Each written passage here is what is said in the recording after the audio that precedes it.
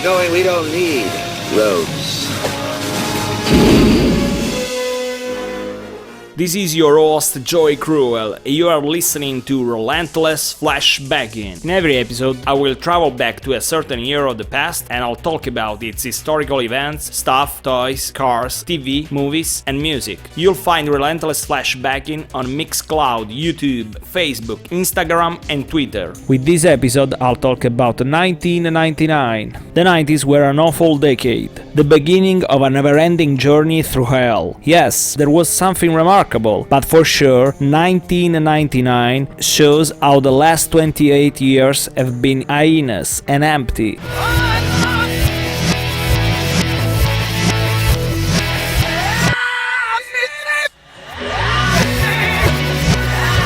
In this section I will talk about the 1999 automotive world. This year is at the 56th place for the crude oil price ranking over 72 years, a ranking from the most expensive to the cheapest year. The price in 1999 is $16 or $24 in 2017 money. To let you understand, in 2017 the price will be $42, so 99 is one of the cheapest year. The sure display becomes law. It's a statutory amendment to the United States Federal Motor Vehicle Safety Standards for vehicles that have historical or technological significance. Bill Gates bought a Porsche 959 in 1986 and the car was stored for 13 years. And finally, the sure display rule frees his beast. And now let's talk about the best cars of 99. The cars are anonymous and extremely rounded and domesticated. There is nothing exciting. In the late 80s there was a new school of hard rock that was looking back to the 70s hard rock with influences that go from blues to country. This kind of hard rock is still a son of the 80s, but it's more rough and it's more attached to the roots of this genre. The bands that played this genre were the minority, but it was a substantial group and every band was different from each other because they dosed their influences in a particular way. Sadly, in 1991 all the band's dreams were shattered and only the Black Crowes survived. The fate was so bad in so little time that this genre didn't have even the time to have a name, so I call it rootsy hard rock. The Black Crowes discography will reach 10 studio albums, including the 2 lost albums from 93 and 97, but only 4 can be considered masterpieces. The other wimpy albums show a band completely lost in the drugs. After the first 2 masterpieces, released in 1990 and in 1992, the Black Crowes became wimpy for the first time, with the album Toll, which should have been released in 1993, but it will be published only in 2006. Some songs were used for the 4th album, Amorica, from 1994. From both albums, only 7 songs have the classics Black Crowes sound. Then, in 1996, the album Three Snakes and a Charm was a comeback, the 3rd masterpiece, but in 1997, the album The Band was another misstep, with only 4 songs that are enjoyable. This album will be released in 2006 with Toll. This 1999 welcomes back again the Black Crowes, that return to form with their 4th and unfortunately last masterpiece. The following 3 albums will be more boring than ever. By Your Side is really amazing, apart from 2 songs, Diamond Ring and Welcome to the Good Times, that are perfect to fall asleep. The other 9 songs are immense, and even the bonus tracks and B-sides are bodacious, which is You Don't Have to Go, It Must Be Over, and Grows a Rose. The song for tonight is Go Faster, which contains the question, can you make this thing go faster? Which is the same question we are asking to the Black Crowes for 20 years, both for the studio albums and for the concerts.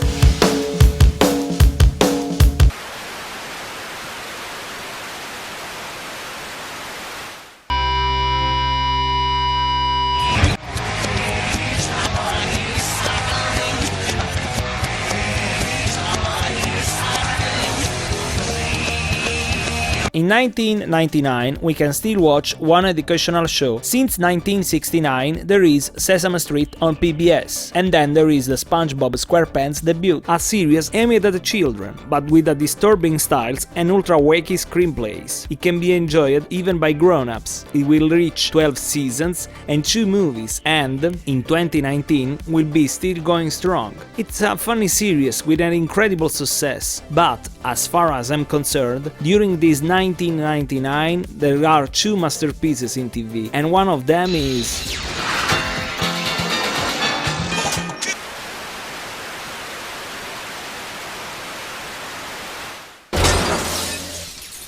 Futurama arrives on March 28th, and the story begins on New Year's Eve on 1999, when the main character, Fry, accidentally ends up in a cryogenic sleep capsule and wakes up 1,000 years later, on New Year's Eve of 2999, starting a new life in New York of the future. Here he will have to deal with a very distant nephew, Farnsworth, an elderly inventor, Leela, a cyclops, Dr. Zoidberg, a lobster-like humanoid alien, and Bender, a sociopathic robot, and other wacky characters. The series is created by Matt Groening, the creator of The Simpsons, which debuted 10 years earlier. It's another masterpiece, and it's full of laughter and adventures. Bender is one of the best new characters, and he is the major cause of devastating laughter. For example, here is some unforgettable moments from the second episode.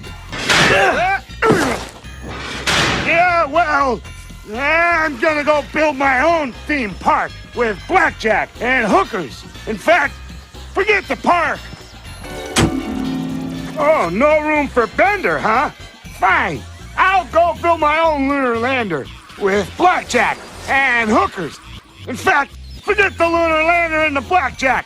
The retrofuturism aesthetics is clearly only a background, to give space to writers' creativity that with all these episodes can entertain us and make fun of present absurdities. The series will end in 2013, after 7 seasons and 4 movies, and I recommend you to enjoy them all. The 1999 is the end of the millennium, it's like a window on the future, so the future seems really to attract the writers of the animated series. And there is the second masterpiece of 1999.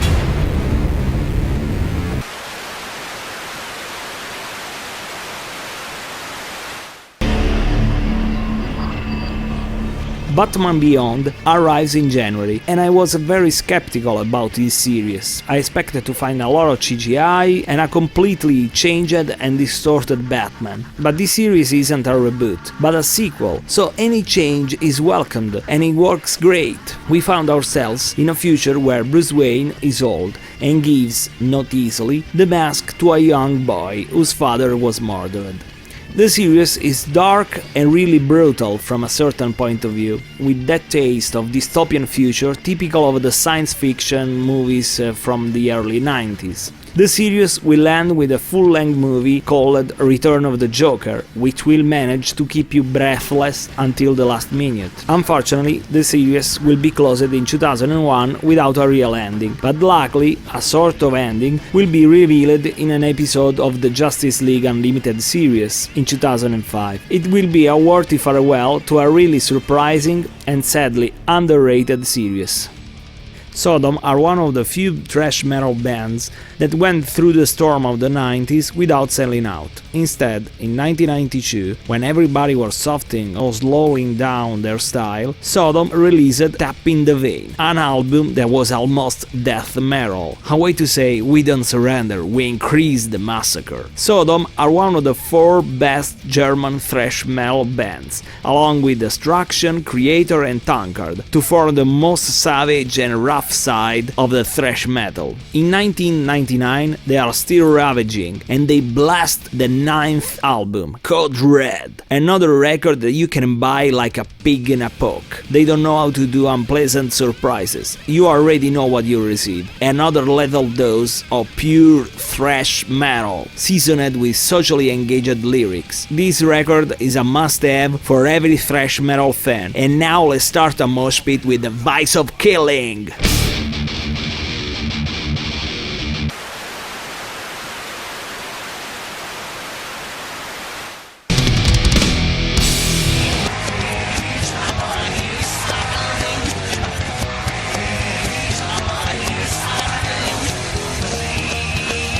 we continue to talk about the 1999 TV. We can still enjoy The Late Show with David Letterman and The Late Night with Conan O'Brien, both started in 1993. The Daily Show is a satirical show that's on air since 96, but it's with the 99 that the most beloved edition arrives, namely the one hosted by Jon Stewart, which brings a sharper political focus because Stewart isn't only the host, he's also writer and executive producer. Stewart also changes the way how the correspondents contribute to the show, so they can use their talent to improve it even more. And among them there is the extremely talented Stephen Colbert, that we already know from the Dana Carvey show. Don't think that Stewart attacks only the Republicans. Yes, they give you enough stuff for an entire episode, but Stewart will also say straight in the face during an interview with Obama that his health program is timid. Then, in 2015, the Stewart tenure will end. The new version will be good too, but according to me, the best Daily Show is the one with Jon Stewart.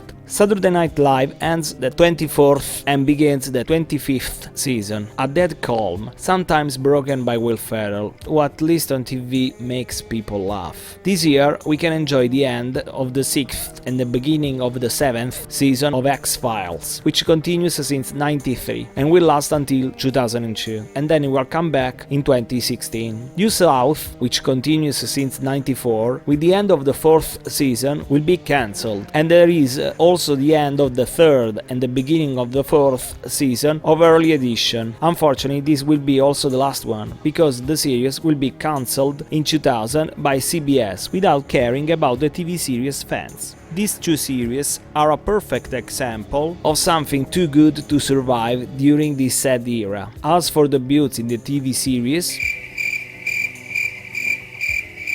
there is nothing exciting, therapeutic, edifying and warm. And in this year there is also a bad news. Dana Plato, who was Kimberly in the Different Strokes TV series, dies at 34 years of drug overdose, after a spiral of bad choices and drugs lasted 12 years.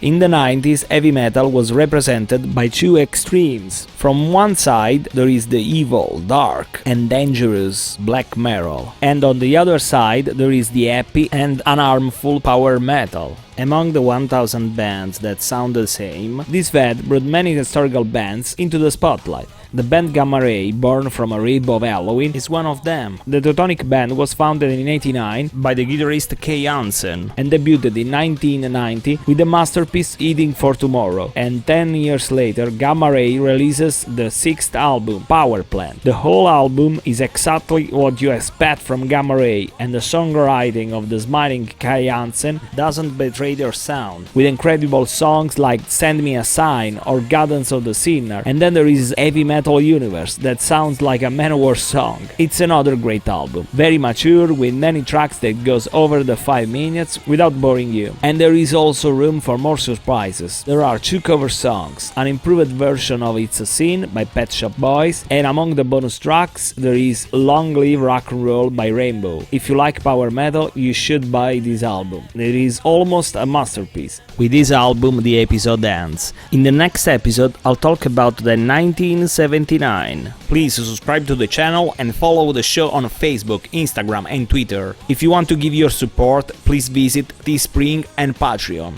Relentless Flashbackin is easy to find because the name is unique all over the web.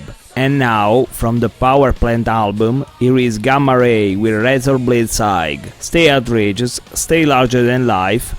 Romeo, Foxtrot, Bravo!